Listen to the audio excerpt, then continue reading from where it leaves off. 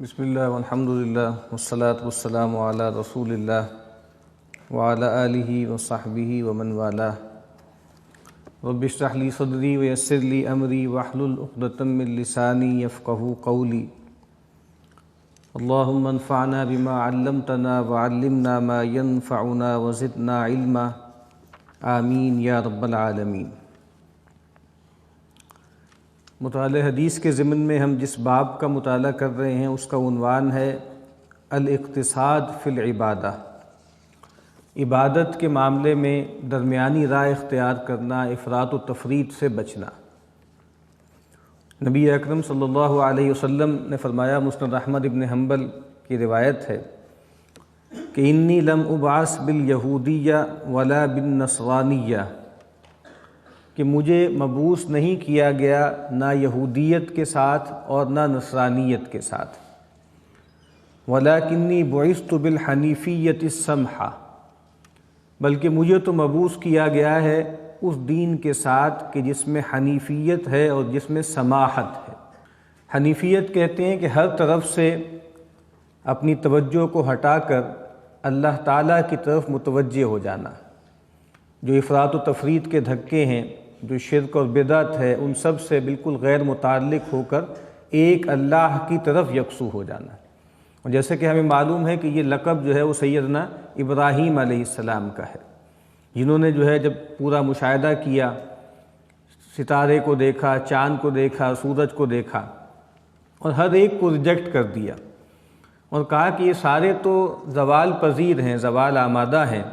ان سب کے اندر تو پستی ہے، ان سب کے اندر جو ہے وہ تو فنا ہے، میں تو اس ہستی کی پوجا کرنے والا ہوں، میں تو اس کے سامنے اپنے چہرے کو کرنے والا ہوں جو ان تمام کا پیدا کرنے والا ہے۔ انی وجہت وجہی للذی فطر السماوات والارض حنیفا، اور میں یکسو ہوں،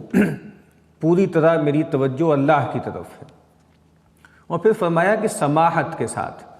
بعض اوقات یہ ہوتا ہے کہ جب انسان اللہ تعالیٰ کی طرف یکسوئی اختیار کرتا ہے تو اس کے اندر تشدد پیدا ہو جاتا ہے، اس کے اندر اعتدال نہیں رہتا، مردم بیزار ہو جاتا ہے، اپنے وجود پر دوسروں پر سختی کرنے کا عادی ہو جاتا ہے۔ تو فرمایا کہ نہیں، حنیفیت کے ساتھ سماحت بھی ہے۔ سماحت کہتے ہیں کشادگی کو، سہولت کو، آسانی کو۔ تو نبی اکرم صلی اللہ علیہ وسلم جو دین دے کر بھیجے گئے ہیں، اس دین میں اعتدال ہے، سہولت ہے، اور افراط و تفریط کے جو دھکے یہود و نصارہ نے اختیار کر لیے تھے اس سے بچت ہے۔ جو پہلی روایت ہے یہ صحیح بخاری کی روایت ہے، عن ابی ہریرہ رضی اللہ تعالی عنہ عن النبی صلی اللہ علیہ وسلم قال ان الدین یسر۔ سیدنا ابو ہریرہ رضی اللہ تعالی عنہ روایت کرتے ہیں کہ رسول اللہ صلی اللہ علیہ وسلم نے فرمایا کہ دین آسان ہے، دین میں سہولت ہے۔ یہ جو حدیث کا ٹکڑا ہے اس کا ابیوز بھی بہت ہوتا ہے۔ ہمارے ہاں عام طور پر جو لبرل لوگ ہیں، جو ماڈرنسٹ ہیں، وہ دین سے فرار اختیار کرنے کے لیے اور دین کے اندر جو ہے وہ چور دروازے نکالنے کے لیے عام طور پہ اس روایت کا سہارا لیتے ہیں کہ جناب یہ مولویوں نے اور اہل مذہب نے دین کو بہت مشکل بنا دیا ہے، دین تو بہت لبرل ہے، دین میں تو روشن خیالی بہت ہے، دین تو بہت سہولت والا ہے۔ اور ان کے نزدیک دین میں سہولت کا مطلب یہ ہے کہ بھائی یہ جو 5 نمازیں پڑھنی ہوتی تھیں، یہ ظاہری بات ہے اس زمانے کی بات تھی کہ جب تمدن جو ہے وہ بہت پرانا تھا، اب زندگی بہت تیز ہو چکی ہے، لائف بہت فاسٹ ہو چکی ہے،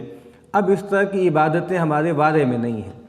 جب یہ کہا گیا تھا کہ سود جو ہے ربا حرام ہے، وہ اور زمانہ تھا، اب جو زمانہ ہے وہ بہت مشکل ہو گیا ہے، جس میں انٹرسٹ کے بغیر اب گزارا نہیں ہے۔ تو دین میں سہولت کا مطلب یہ ہے کہ جو چیزیں مشکل پیدا کر رہی ہیں زمانے کا ساتھ دینے میں، روح اثر کے ساتھ چلنے میں، ان کو آہستہ آہستہ کر کے دین سے نکال دیا جائے۔ ایک منیملسٹ اپروچ اختیار کرنا کہ بھائی جو چیزیں بھی کمپیٹیبل نہیں ہیں دور حاضر کے ساتھ یا لذت اندوزی کے رستے میں رکاوٹ بنتی ہیں، اس کو نکالتے چلے جائیں، اور پھر کہیں اصل میں یہ کہ دین میں تو بہت آسانی ہے، دین میں تو بہت سہولت ہے۔ تو ظاہری بات ہے یہ مطلب اس کا نہیں ہے کہ دین آسان ہے۔ دین آسان ہونے کا سب سے پہلا مطلب یہ ہے کہ اللہ تعالیٰ نے جو دین دیا ہے وہ انسان کی فطرت کے عین مطابق ہے۔ دین میں کوئی ایسی چیز نہیں ہے کہ جو انسان کی فطرت کے ساتھ کمپیٹیبل نہ ہو، چونکہ انسان کی فطرت کو بھی اللہ ہی نے پیدا کیا اور وحی کے ذریعے جو دین دیا ہے وہ بھی اللہ ہی نے دیا ہے۔ نبی اکرم صلی اللہ علیہ وسلم نے فرمایا کہ اللہ تعالیٰ نے امانت کو انسانوں کے دلوں کی گہرائیوں میں اتار دیا، ایک امانت، ایک فطرت، ایک احساس اپنی بڑائی کا، اپنی خدائی کا رکھ دیا انسان کے اندر، اور پھر قرآن نازل کیا، پھر اس کے بعد رسول اللہ صلی اللہ علیہ وسلم کی سنت سامنے آئی، اس کے ذریعے انہوں نے اس کو پہچان لیا، وہ مزید انڈورس ہو گئی۔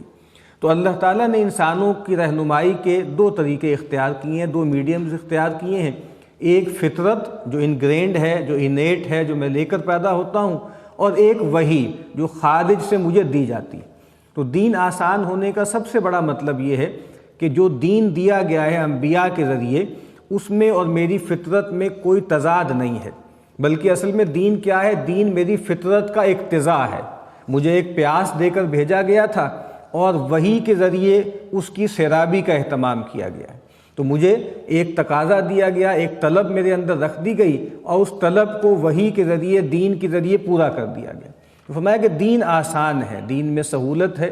اور پھر آگے اس کو مزید واضح کیا وَلَن يُشَادَّ الدِّينُ إِلَّا غَلَبَهُ، کہ کوئی نہیں ہے کہ جو دین میں تشدد اختیار کرے مگر یہ کہ دین اس پر غالب آ جاتا ہے۔ دین میں تشدد کرنا یا دین سے کشتی لڑنے کی کوشش کرنا، یعنی وہ چیزیں جو دین نے مسلمانوں کے لیے طے کی ہیں اور بتایا ہے کہ ان کے لیے اس میں اجازت ہے، اس کو چھوڑ کر کچھ ایسی ناروا پابندیاں اپنے اوپر عائد کر لینا جو انسان کی فطرت سے میچ نہیں کرتی۔ نبی اکرم صلی اللہ علیہ وسلم نے فرمایا لا تشددوا علی انفسکم، اے لوگو اپنے اوپر تشدد نہ کرو، اپنے اوپر سختی نہ کرو، تو کیا ہوگا کہ فیشدد علیکم، تو تم پر بھی سختی کی جائے گی۔ اور پھر فرمایا کہ فإن قوما شددوا علی انفسہم، کچھ لوگ تھے جنہوں نے اپنے اوپر تشدد کیا، اپنے اوپر سختی کی، فشدد اللہ علیہم، تو پھر اللہ تعالیٰ نے بھی ان کے ساتھ سختی کا، مشقت کا معاملہ کیا۔ اور پھر فرمایا کہ فَتِلْكَ بَقَایَاهُمْ فِي الصَّوَامِعِ وَالدِّيَارِ، تو دیکھ لو کہ اب ان کے بقایا جات، ان کے ریمننٹس باقی ہیں یہ سینیگوگس کے اندر، اور ان یہ جو چرچ ہیں، جو گرجے ہیں، ان کے اندر ان کے بقایا موجود ہیں۔ اور پھر اللہ کے نبی صلی اللہ علیہ وسلم نے سورہ حدید کی وہ آیت کا ٹکڑا پڑھا وَرَهْبَانِيَّةً ابْتَدَعُوهَا مَا كَتَبْنَاهَا عَلَيْهِمْ، اور وہ رہبانیت جو انہوں نے خود سے اپنے لیے ایجاد کر لی، جو ہم نے ان پر طے نہیں کی تھی، ان کے لیے لکھی نہیں تھی۔ اور پھر کیا کیا؟ فَمَا رَعَوْهَا حَقَّ رِعَایَتِهَا، پھر اس کی رعایت وہ نہیں کر سکے جیسے کہ اس کی رعایت کا حق تھا۔ تو یہ دین میں تشدد ہے کہ اللہ تعالیٰ نے اگر انسانوں کے لیے جو بھی ان کے اندر جبلتیں رکھی ہیں اور ان کی جائز تسکین کا جو ذریعہ بھی رکھا ہے اس کو ریجیکٹ کر دینا، اس کو دینداری اور للہیت کے منافی سمجھنا۔ اگر اللہ تعالیٰ نے انسان کے اندر جنس کا جذبہ رکھا ہے اور اس کی تسکین کے لیے نکاح کا ادارہ دیا ہے تو اس سے روگردانی کرنا۔ اللہ تعالیٰ نے انسان کو پیٹ لگایا ہے اور پیٹ کے جو کھانا پینا ہے اس کے لیے بہت سی چیزیں حلال و طیب کی ہیں، ان کو چھوڑ دینا اور آہستہ آہستہ اللہ کی بہت سی حلال کردہ چیزوں کو حرام کر دینا۔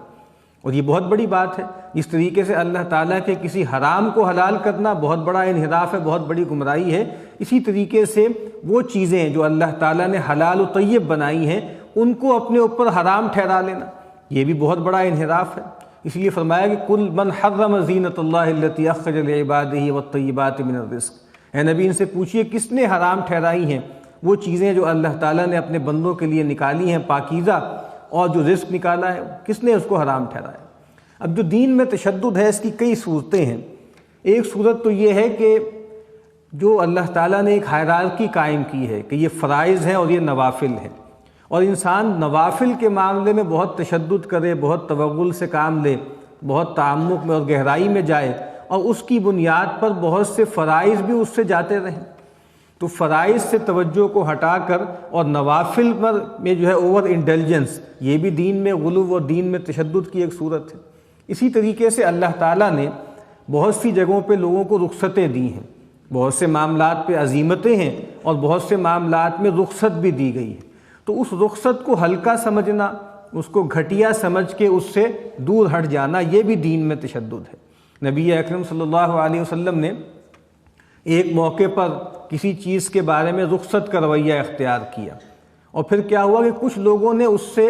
سمجھا کہ یہ ہمارے لیے نہیں ہے اور اس کو ہلکا سمجھا کہ شاید یہ تو رخصت ہے اور یہ سہولت ہے، اور وہ اس عمل پر باقی رہے۔ تو نبی اکرم صلی اللہ علیہ وسلم باقاعدہ کھڑے ہوئے اور آپ نے خطبہ ارشاد فرمایا کہ لوگوں کو کیا ہو گیا ہے کہ جس چیز سے میں رخصت اختیار کرتا ہوں اللہ تعالیٰ کے حکم کی بنیاد پر، وہ اس سے اعراض کر رہے ہیں۔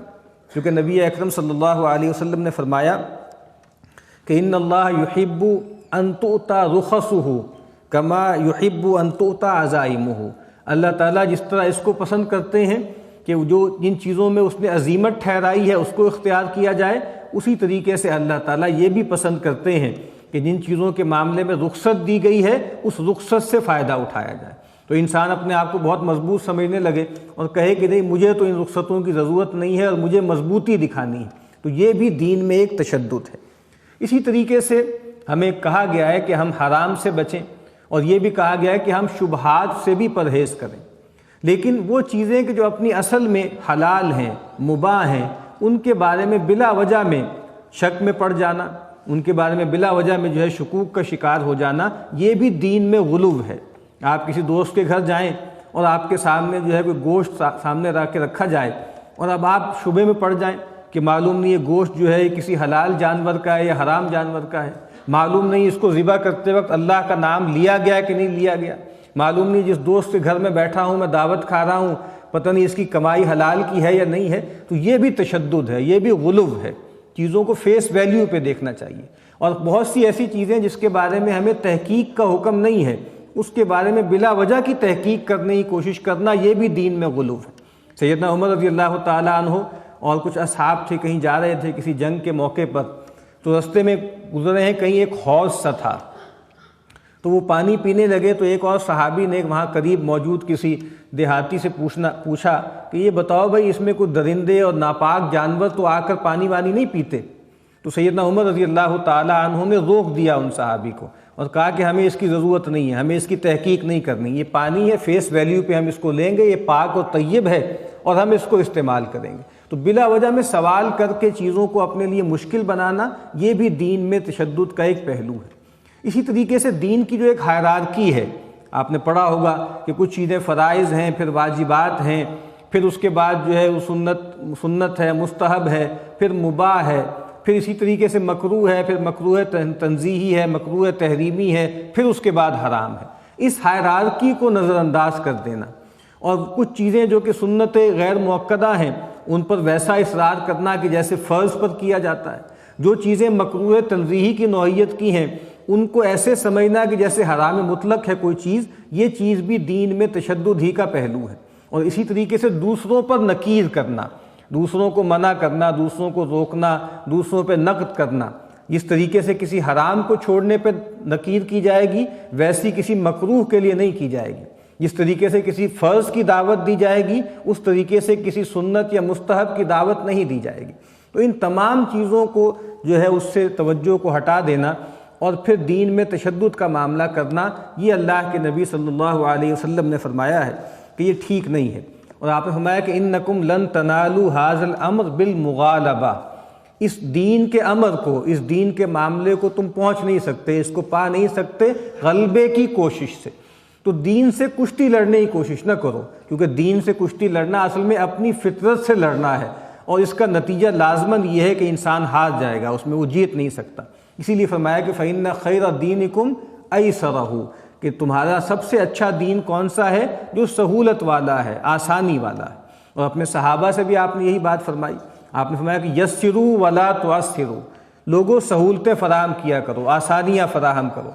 اور تنگی نہ پیدا کرو، مشکل نہ پیدا کرو۔ وبشروا ولا تنفروا، اور لوگوں کو بشارتیں دو اور لوگوں کے نفور کا باعث نہ بنو، لوگوں کو متنفر نہ کرو۔ تو فرمایا کہ دین بہت آسان ہے اور کوئی شخص نہیں ہے جو دین میں تشدد اختیار کرے مگر یہ کہ دین اس پہ غالب آ جاتا ہے۔ فسددوا، تو پھر تمہیں کیا کرنا چاہیے کہ سیدھے رہو، اپنا رخ اللہ کی طرف رکھو، جو کہنے قولوا قولا سدیدا، سیدھی بات کرو، اپنا رویہ ٹھیک رکھو، اپنا رخ اللہ کی طرف رکھو۔ وقاربوا،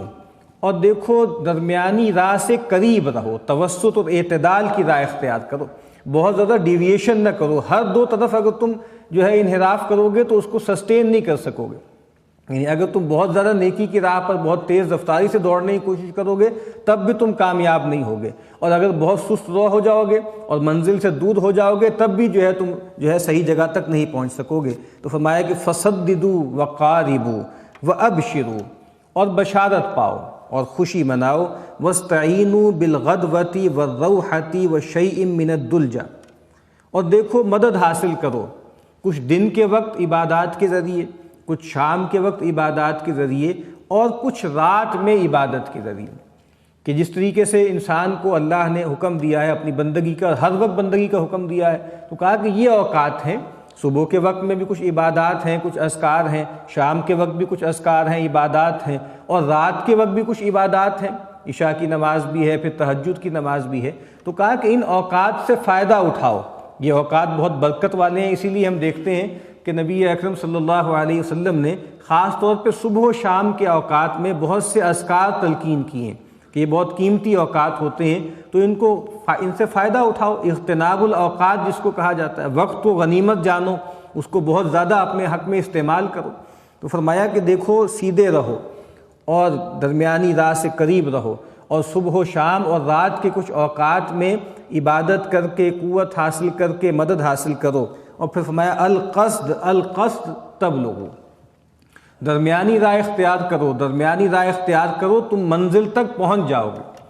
یعنی ظاہری بات ہے السیر الی اللہ, اللہ کی طرف جانا ہے. انسان کے بارے میں کہا جاتا ہے کہ وہ سالک ہے, اللہ کی طرف جانے والا, ایک سفر ہے. اسی لیے آپ دیکھتے ہیں کہ دین کے لیے جو زیادہ تر الفاظ مستعمل ہیں ان میں ایک رستے کا سا تصور ہے.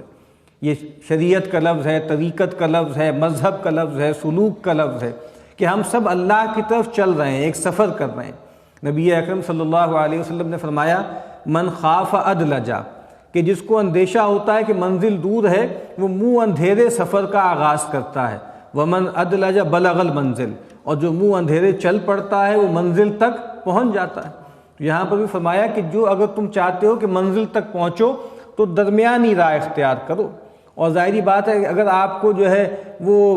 آدھا کلومیٹر جو ہے وہ چلنا ہے تو آپ بہت تیزی سے دوڑ کے پہنچ جائیں گے, اسپرنٹ لگا لیں گے. لیکن اگر آپ کو 10 میل چلنا ہے تو پھر اگر آپ تیزی سے بھاگیں گے تو تھوڑی دیر بعد ہانپ کے گر جائیں گے, ہو سکتا ہے بے ہوش ہی ہو جائیں. تو یہ سفر ہے جو اللہ کی طرف کرنا ہے, تو اس میں درمیانی چال سے چلو